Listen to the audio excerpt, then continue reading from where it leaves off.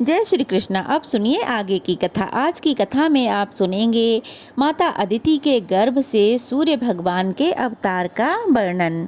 मुनि कहते हैं कि इस जगत की सृष्टि करके ब्रह्मा जी ने पूर्व कल्पों के अनुसार वर्ण, आश्रम, समुद्र, पर्वत और द्वीपों का विभाग किया।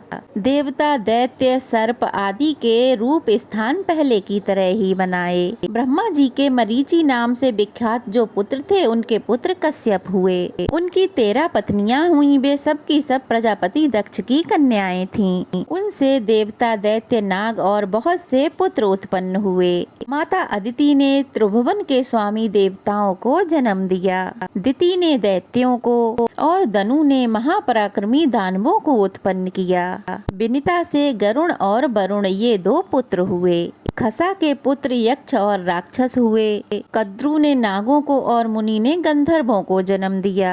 क्रोधा से कुल्याएं तथा अरिष्टा से अप्सराएं उत्पन्न हुईं। इरा ने ऐरावत आदि हाथियों को उत्पन्न किया। ताम्रा के गर्भ से सेनी आदि कन्याएं पैदा हुईं। उन्हीं के पुत्र बाज, सेन और सुक आदि पक्षी हुए।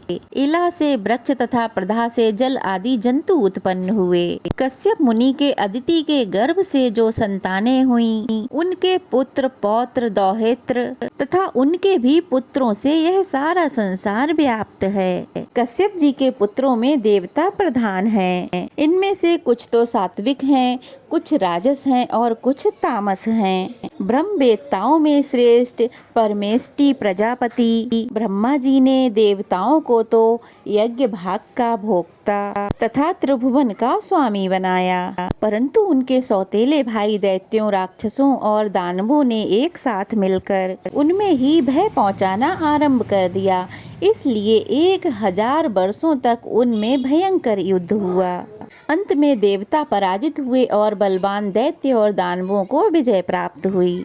अपने पुत्रों को दैत्यों, राक्षसों से पराजित तथा त्रिभुवन के राज्य से वंचित देख तथा उनका यज्ञ भाग भी छिन गया, यह देख माता अदिति शोक से चिंतित हो गईं। फिर उन्होंने भगवान सूर्य की आराधना के लिए महान प्रयास आरंभ कर दिया। वे कठिन नियमों का पालन करती हुई आकाश में स्थित तेजो राशि भगवान सूर्य की स्तुति करने लगीं। इस प्रकार माता अदिति बोली, हे भगवान, आप अत्यंत सूक्ष्म सुनहरी आभा से युक्त दिव्य शरीर धारण करते हैं। आपको नमस्कार है। आप तेजो स्वरूप, तपस्वियों के ईश्वर, तेजो के आधार तथा सनातन पुरुष हैं। आपको नमस्कार है। हे प्रभु, आप जगत का उद्धार करने के लिए जब अपनी किरणों से पृथ्वी का जल ग्रहण करते हैं, उस समय आपका जो तीव्र रूप प्रकट होता है, मैं उसे नमस्कार करती हूँ। 8 महीनों तक सोममय रस को ग्रहण करने के लिए आप जो अत्यंत तीव्र रूप धारण करते हैं, मैं उसे प्रणाम करती हूँ। हे भास्कर, उसी संपूर्ण रस को बरसाने के लिए जब आप छोड़ने को तत्पर होते हैं, उस समय जब आपका तृप्ति कारक रूप प्रकट होता है, आपको मेरा प्रणाम है। इस प्रकार जल की वर्षा से उत्पन्न हुए सभी प्रकार के अन्नों को पकाने के लिए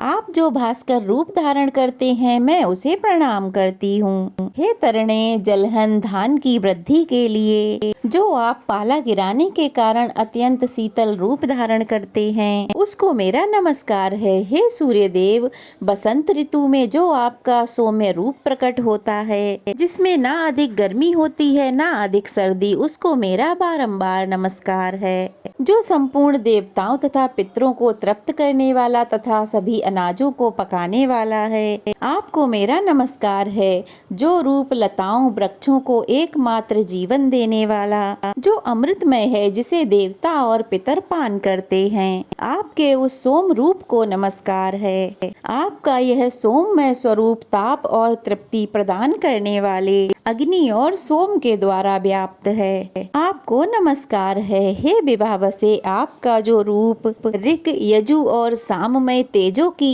एकता से संपूर्ण विश्व को तपाता है तथा जो वेद त्रयी स्वरूप है, उसको मेरा नमस्कार है। तथा जो उससे भी उत्कृष्ट रूप है, जिसे ओम कहकर पुकारा जाता है, जो अस्थूल, पवित्र और निर्मल है उसको मेरा नमस्कार है। इस प्रकार देवी अदिति नियम पूर्वक रहकर हर समय सूर्य देव की स्तुति करने लगीं। उनकी आराधना की इच्छा से वे प्रतिदिन निराहार ही रहती थीं। इसके बाद बहुत सारा समय बीतने के बाद भगवान सूर्य ने दक्ष कन्या अदिति को आकाश में प्रत्यक्ष दर्शन दिया। देवी अदिति ने देखा कि आकाश से पृथ्वी तक तेज का एक महान पुंज स्थित है।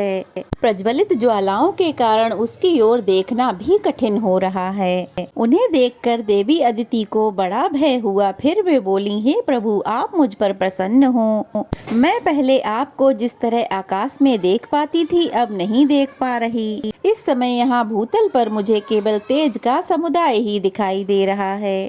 हे दिवाकर, मुझ पर कृपा कीजिए जिससे आपके रूप का दर्शन मैं कर सकूं। हे भक्तवत्सल प्रभु, मैं आपकी भक्त हूँ, आप मेरे पुत्रों की रक्षा कीजिए। आप ही ब्रह्मा होकर इस संपूर्ण विश्व की सृष्टि करते हैं। आप ही पालन करने के लिए सदा तत्पर होकर इसकी रचना करते हैं और अंत में यह सब कुछ आप में ही लीन हो जाता है। संपूर्ण लोकों में आपके सिवा कोई नहीं है। आप ही श्री ब्रह्मा, विष्णु, इंद्र, कुबेर, यम, शिव, वरुण, वायु, चंद्रमा, अग्नि, कुबेर, आकाश, पर्वत और समुद्र हैं। आपका तेज सबकी आत्मा है। आपकी क्या स्तुति की जाए प्रभु।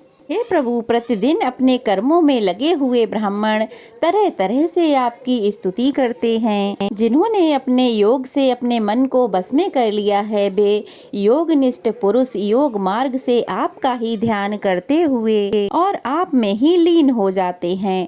आप विश्व को ताप देते, उसे पकाते, उसकी रक्षा करते और उसे भस्म कर डालते हैं। फिर आप ही जल गर्भित शीतल किरणों द्वारा विश्व को प्रकट करते हैं और आनंद देते हैं। कमल योनि ब्रह्मा जी के रूप में आप ही सृष्टि करते हैं। श्री विष्णु नाम से आप ही पालन करते हैं और कल्पांत में श्री शिवजी रूप से रुद्र रूप धारण करके आप ही संपूर्ण जगत का संहार करते हैं। मुनि कहते हैं, उसके बाद भगवान सूर्य अपने उस तेज से प्रकट हुए। उस समय वे तपाए हुए तांबे की तरह कांतिमान दिखाई देते थे। देवी अदिति उनका दर्शन करके उनके चरणों में गिर पड़ी। तब भगवान सूर्य कहने लगे, हे देवी, तुम्हारी जो भी इच्छा हो वह वर मुझसे मांग लो।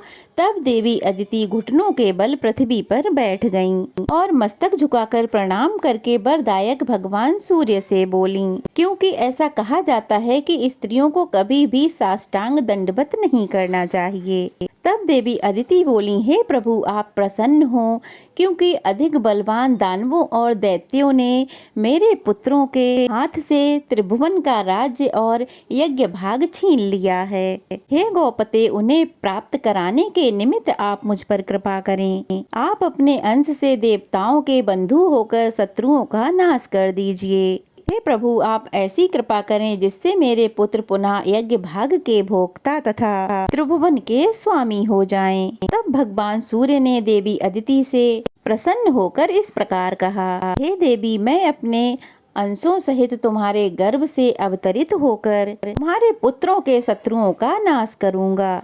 ऐसा कहकर भगवान सूर्य वहीं से अंतर्ध्यान हो गए और देवी अदिति भी संपूर्ण मनोरथ सिद्ध हो जाने के कारण तपस्या से निवृत्त हो गईं। इसके बाद सूर्य देव की सुषोमणा नामक किरण, जो सहस्त्रों किरणों का समुदाय थी, देव माता अदिति के गर्भ में प्रविष्ट हुई। देव माता अदिति एकाग्रचित होकर कृच्छ और चंद्रायण आदि व्रतों का पालन करने लगीं और अत्यंत पवित्रता पूर्वक उस गर्भ को धारण किए रहीं। यह देख एक दिन महर्षि कश्यप ने क्रोधित होकर कहा कि तुम नित्य उपवास करके अपने गर्भ के बच्चे को क्यों मार डालती हो।